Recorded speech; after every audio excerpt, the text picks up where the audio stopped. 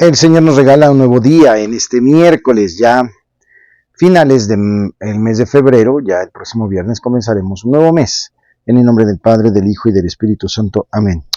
Amado Padre, te agradezco el enviarnos a Jesús sometido en toda nuestra condición humana.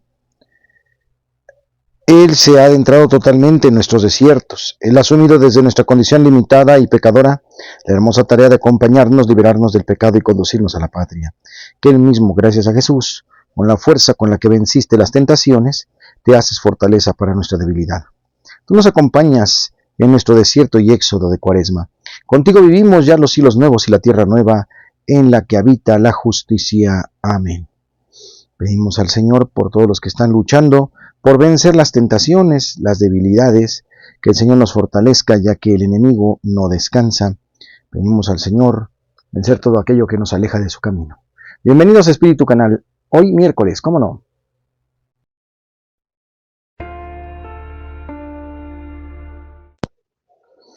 Lectura del Santo Evangelio según San Mateo capítulo 20 versículos 17 al 28. En aquel tiempo, mientras iba de camino a Jerusalén, Jesús llamó aparte a los 12 y les dijo: Ya vamos camino a Jerusalén, y el Hijo del Hombre va a ser entregado a los sumos sacerdotes y a los escribas, que lo condenarán a muerte y lo entregarán los paganos para que se burlen de él, lo azoten y lo crucifiquen, pero al tercer día resucitará. Entonces se acercó a Jesús la madre de los hijos de Zebedeo, junto con ellos, y se postró para hacerle una petición. Él le preguntó: ¿qué deseas? Ella respondió: concédeme que estos dos hijos míos se sienten uno a tu derecha y el otro a tu izquierda en tu reino. Pero Jesús replicó: ¿no saben ustedes lo que piden? ¿Podrán beber el cáliz que yo he de beber? Ellos contestaron: sí, podemos.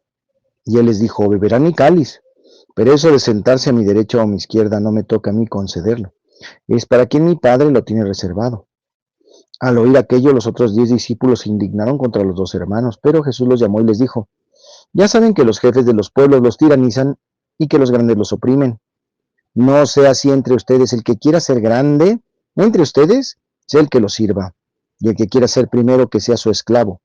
Así como el Hijo del Hombre no ha venido a ser servido, sino a servir y a dar la vida por la redención de todos.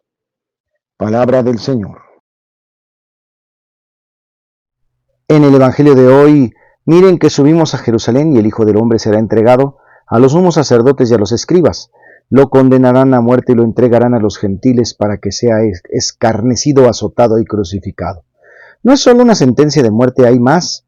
Hay humillación, hay ensañamiento, y cuando hay ensañamiento en la persecución de un cristiano, de una persona, está el diablo, el demonio. Tiene dos estilos: la seducción con las promesas del mundo, como quiso hacer con Jesús en el desierto, seducirlo con la seducción, de hacerle cambiar el plan de redención. Y si eso no funciona, el ensañamiento, el diablo no usa medios términos. Su soberbia es tan grande que intenta destruir y destruye, disfrutando de la destrucción con saña. Que el Señor nos dé la gracia de saber discernir cuando hay un espíritu que quiere destruirnos con ensañamiento y cuando el mismo espíritu quiere consolarnos con las apariencias del mundo, con la vanidad. Pero no olvidemos, cuando hay saña hay odio, la venganza del diablo derrotado. Así, hasta el día de hoy en la iglesia, pensemos en tantos cristianos en lo que cruelmente han sido perseguidos, en el sufrimiento, el ensañamiento del diablo. Que el Señor nos dé la gracia de discernir el camino del Señor, que es la cruz, el camino del mundo, que es la vanidad, la apariencia, el maquillaje, lo que no es real. La manera en que esta madre de los dos apóstoles, ¿verdad?, curiosamente le pide a Jesús: permíteme que mis hijos se sienten uno a tu derecha y otro a tu izquierda. Pues eso es inverosímil, ¿no? Jesús ya no le contesta a la señora porque parece que ellos no lo pueden pedir, ¿verdad? ¿No saben ustedes lo que piden? ¿Están dispuestos a beber el cáliz? Sí, lo van a beber, pero eso de sentarse a la derecha o a la izquierda, solo mi Padre. Casi uno de los discípulos está pidiendo sentarse en el lugar del Padre porque Jesús va a su derecha. Que no nos gane la vanidad ni la soberbia, que nuestra recompensa sea simplemente dar a conocer a Cristo. Eso es todo en el Evangelio de hoy. En el tema de hoy, la misión de la Iglesia, reflejo de la alegría comunicante del Evangelio. La evangelización toma parte de este misterio gozoso de la donación de la propia vida. El evangelizador no solo es un vehículo o un portador neutro, imparcial o ajeno al mensaje que él lleva. El evangelizador está plenamente involucrado en la buena nueva que desea comunicar a sus hermanos. Con la buena nueva que él plenamente anuncia y comunica su propia vida. Él dona y entrega generosamente su propia vida, que voluntaria y gratuitamente ha puesto al servicio del Evangelio. El término donante o comunicándose a los demás, el evangelizador le da la vida en la acción evangelizadora. Por esta razón, el discípulo misionero que se ha identificado plenamente con el Evangelio que lo llena, que le da vida, siente inevitablemente la urgente e incontenible necesidad de comunicarlo a los demás de manera fiel y gratuita. ¡Ay de mí si no predico el Evangelio! Recordamos aquella mención de Pablo en la 1 Corintios 9:16. En este sentido, la evangelización no es poca cosa o un asunto sencillo. Ella comporta una gran exigencia, pide al evangelizador una entrega generosa y una donación radical en el envío misionero. Jesucristo pide al evangelizador realizar el regalo amoroso de su propia vida, pero cabe hacer de nueva cuenta una advertencia y evitar una confusión. Si bien esta misión nos reclama una entrega generosa, sería un error entenderla como una heroica tarea personal, ya que la obra es ante todo de Él. Más allá de lo que podemos descubrir y entender, Jesús es el primero y el más grande evangelizador. En cualquier forma de evangelización, el primado es siempre de Dios, que quiso llamarnos a colaborar con Él e impulsarnos con la fuerza de su Espíritu. Ahora bien, parte de este misterio de la donación generosa y gratuita de la propia vida en la acción evangelizadora se refleja también en el sentimiento que provoca el entregar su propia vida. El evangelizador no experimenta una pérdida ni una tristeza.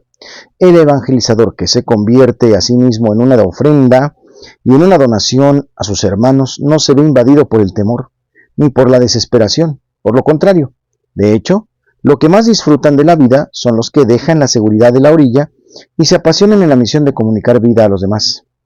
Así las cosas, volvemos al comienzo de esta reflexión. El gozo y la alegría debe constituir una actitud básica en el agente evangelizador, una actitud que afianza y sostiene su vida entera, particularmente a su acción comunicadora de la alegría de Cristo. Por consiguiente, un evangelizador no debería tener permanentemente cara de funeral. Recobremos y acrecentemos el fervor, la dulce y confortadora alegría de evangelizar, incluso cuando hay que sembrar entre lágrimas. Y ojalá el mundo actual, que busca a veces con angustia, a veces con esperanza, pueda así recibir la buena nueva, no a través de evangelizadores tristes y desalentados, impacientes o ansiosos, sino a través de los ministros del Evangelio cuya vida irradia el fervor de quienes han recibido ante todo en sí misma la alegría de Cristo. Es importante preguntarnos cada uno de nosotros en qué momentos concretos de nuestra vida diaria hemos experimentado esta alegría auténtica que va más allá del agrado y la autocomplacencia. Dar la vida es una expresión que suena muy drástica y radical. ¿En realidad esto es así? ¿Podríamos nosotros mismos, sin ser héroes o algo semejante, alcanzar esta alegría a causa de la donación de nuestra propia vida? ¿Cómo? ¿Podríamos aplicar esto, que hemos reflexionado con relativa facilidad, a esta celebración que el Señor nos está pidiendo vivir día con día, enamorados del Evangelio? En el tema de hoy.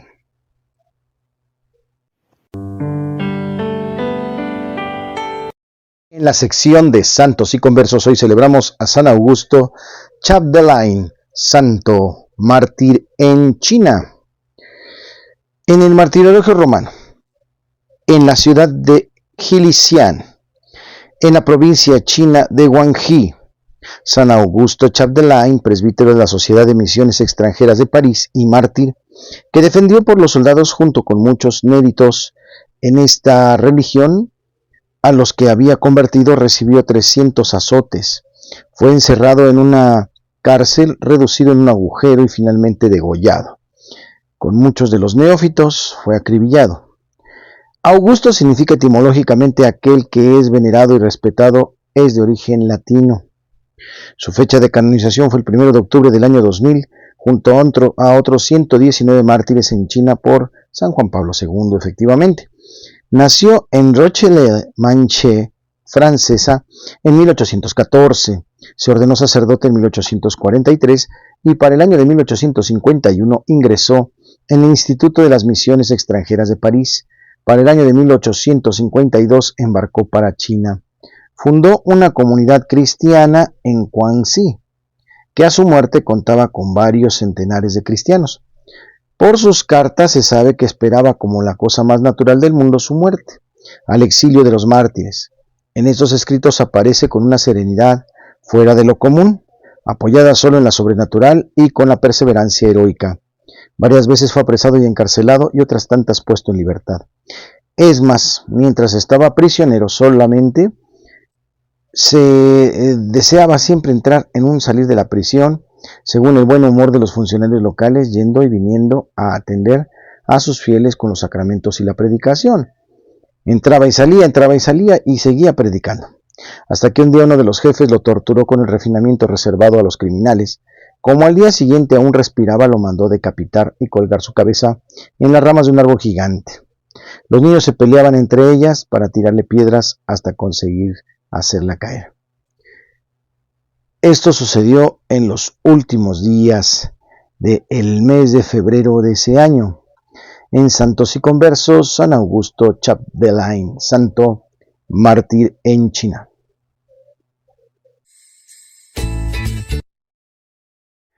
La rola se llama Santa María del Camino en el canal de Yorcil Ortiz.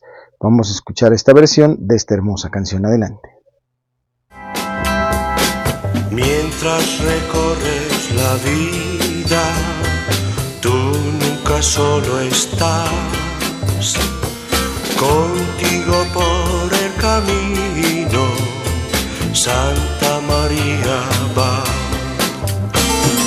Ven con nosotros a caminar, Santa María, ven.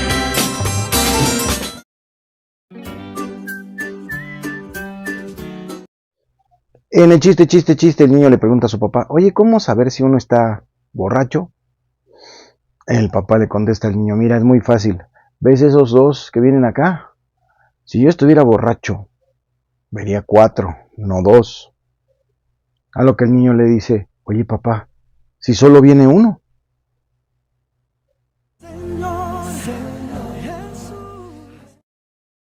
En Curiosidades de la Iglesia Católica, aprendió a obedecer. El autor de la carta a los Hebreos era indudablemente un lector asiduo y cuidadoso de las Escrituras. Logró por eso mismo descifrar su misterio y comprender la misión sacerdotal del Señor Jesús. A primera vista no parecía razonable presentar a Jesús como sacerdote, porque no pertenecía al linaje de Leví. No obstante, el autor comprendió que los sacrificios ofrecidos de manera reiterada por los sumos sacerdotes judíos exhibían su propia limitación. El Señor Jesús no se adueñó del sumo sacerdocio, ni jamás se designó como tal. Su actitud de obediencia plena y de disponibilidad total al misterio, designio del Padre, lo reveló como sacerdote y víctima perfecta. Él no ofreció dones externos o pasajeros, sino que se entregó a sí mismo sin reservas ni rupturas. No se sirvió, como afirma el Evangelio de San Marcos, de los odres viejos, sino que ofreció en odres nuevos su vino nuevo. En Curiosidades.